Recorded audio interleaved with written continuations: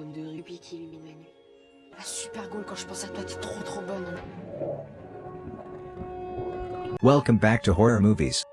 In a few seconds, you're going to listen to a frightening tale narrated by me. Fear awaits you. Watch out and take care. Sid Super is obsessed with a girl named Angie, so, with backup from his best friend, Tiger, he tries to approach her by showing off with his skateboard. However, he doesn't get so lucky and crashes into a vegetable cart. While Angie's two friends, Clements and Margot, make fun of him, Sid runs to speak with her and she asks for his number, but Sid isn't rich enough to own a cell phone.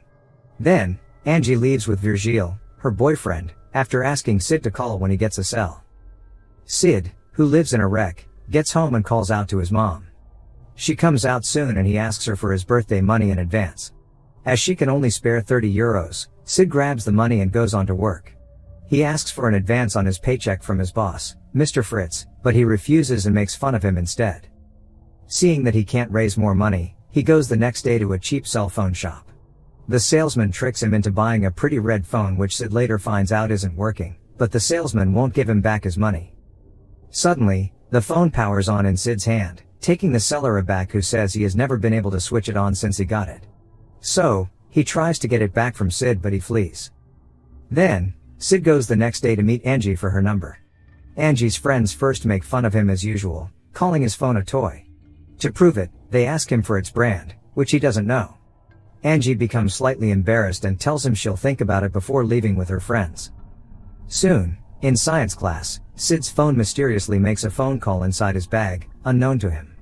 Margot picks the call at the other end and receives a cruel instruction from a demonic female voice asking her to light up Clemence's hair, and she does, but the fire is quickly put out.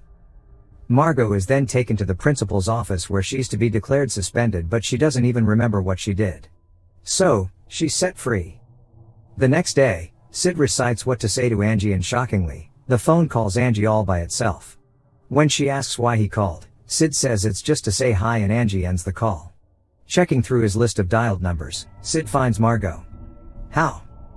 In math class, Sid explains to Tiger how the cell phone called Angie without him knowing her number. Tiger doesn't believe it until the math teacher catches them talking and asks Sid to answer a question he didn't even hear. He stands up and, then suddenly, the phone displays the answer and he calls it out. The teacher can't believe his ears and knows for sure that he must have used a device for the answer. He sights the phone on Sid's desk at that time and asks him to pass it, but he doesn't find anything on it. He however throws it out of the window and says he doesn't like his students cheating. He also suspends them for 2 hours in addition to 4 hours for the week. Immediately class is over, Sid goes to pick up his phone outside and doesn't seem to find a single scratch on it. He and Tiger think hard to understand how it showed the answer in class. They try to believe maybe someone sent it via text. But who? That evening, Sid's math teacher doesn't get away with his act. He gets called too and is found the next morning almost lifeless on the floor of his office. That morning, Sid is woken up by his phone's alarm and a hologram birthday greeting. Stunned again, he runs to Tiger's house. Tiger advises him to get rid of the phone somehow, but Sid has to rethink. He believes that the phone is particularly useful because it gave him Angie's number, answered a difficult math question for him, and wished him happy birthday. Tiger later tells him he was only joking about getting rid of the phone. Suddenly, the phone calls the principal's office and the school secretary picks up. Sid tries hard but can't hang up the phone, so he tells the truth. But, the lady only hears the principal's voice over the phone and not Sid's. Realizing this, Sid takes his chance to cancel their suspension and also make new arrangements for the students' menu. They become so excited and run toward a store they have been to earlier. Using the phone's power, they grab everything they can and head out. The next thing they do is visit a strip club where Tiger later requests to use the cell to get his divorced parents back together.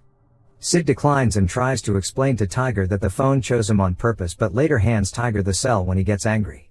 It refuses to work once it gets to Tiger anyways and he gives it back to Sid. The next day, a man steals Angie's iPod and she gives chase together with Sid and Virgile's crew. While Virgile, with David and Francis, go after the thief in Virgile's car, Francis' phone rings and they crash. Sid and Angie then catch the thief together and he asks her to go to dinner with him, but she declines, claiming she wants to study for her history test. Sid then reveals the test topic to her, although he doesn't even have an idea yet. He later calls their history teacher with the phone and asks him for the topic, which he tells him. Also, Sid demands that he changes the topic to what he already gave Angie. Just then, Virgil kidnaps and tortures the two friends because Sid is hooking up with Angie. Sid attempts to use his phone but Tiger warns him not to. Virgil's phone rings later on and Sid prevents him from picking it up. Virgil later lets them go. During the history test the next day, the boys ace it, having known the topic. They go to the school cafeteria and find Angie with a new hairstyle. She thanks Sid for the test and asks him to eat with them. Sid requests some meat from Virgil but he makes fun of him instead. Sid then gets angry and calls him with the phone, ordering him to dance without clothes in the cafeteria. Angie can't bear the sight. She becomes embarrassed and leaves the hall after the principal later shows up to call off the lunch break. It worked. Sid goes to meet Angie to console her and she asks him out to the movies that Saturday. When Tiger sees Sid preparing to go out with Angie, he complains about his sudden change but Sid calls him a loser. Meanwhile, Sid has already arranged a first-class trip to Cuba for his mom, who can't believe her eyes when she sees the letter. One more thing to do before Sid gets to go out freely with Angie. He needs clearance from his boss and Tiger is there to cover for him. Mr. Fritz finds out and complains bitterly about it. Sid's phone gets to work and puts a call through to Mr. Fritz which he picks up. At once, Mr. Fritz goes to splatter oil and flour on his face and fries it. Sid finally gets to Angie's home and gets to meet her parents. Then, they leave for the cinema in the car Sid borrowed from Virgil's dad by using the power of the cell phone. Virgil and his friends later see them with the car and follow them. They get to the cinema and Sid realizes that he left his phone in the car. Virgil and his friends attack him on his way out and take the car keys from him. He later tells Angie he borrowed the car from Virgil's dad and tells her about the cell phone. He's worried that the phone is in the car with them. As Virgil and his friends drive and have fun, Franklin sees Sid's phone and ignores Virgil's instruction to toss it. He receives an incoming call and then jumps out of the car. Finding himself in the middle of the road, he is surprised how he got there, and he gets crushed by a truck. Sid is arrested while trying to tell Angie about the phone. The officer asks him to explain about the car and the phone. Just then, the phone makes another call to the detective and sets them free. At that time, he hears about Mr. Fritz's incident at the station and becomes worried. Checking all the missed calls on the phone, he realizes that things have already gone beyond control and runs to Tiger. Upon getting to Tiger's house, his mom strips trying to force Sid to make love to him. Tiger sees this and punches him in the face so he leaves. Sid then plans to destroy the phone but gets hurt in the process. Next, he goes to a bottomless pit and drops the phone, but the phone salesman comes to return the phone to him. Tiger also visits him at that time. Then, the phone rings and when he picks up he's told that he's chosen. It further explains that for him to get rid of the phone, Angie must be eliminated. Then he and Tiger rush to go save Angie. At Angie's house, her friends gather to accuse Sid of the murders but Angie backs him up and tells them it's the phone. Then, suddenly, the phone rings. They are scared that it might be the hell phone calling and refuse to pick up until Clemence does and begins to act weird. They all grab her at once but she laughs and tells them it's Angie's mom. Angie takes the phone and speaks to her mom. Later, another call rings from Margot's cell. This time, it seems that it's Margot's mom and she receives and gives the phone to Virgil who also listens. Margot suddenly goes to stab herself with kitchen utensils.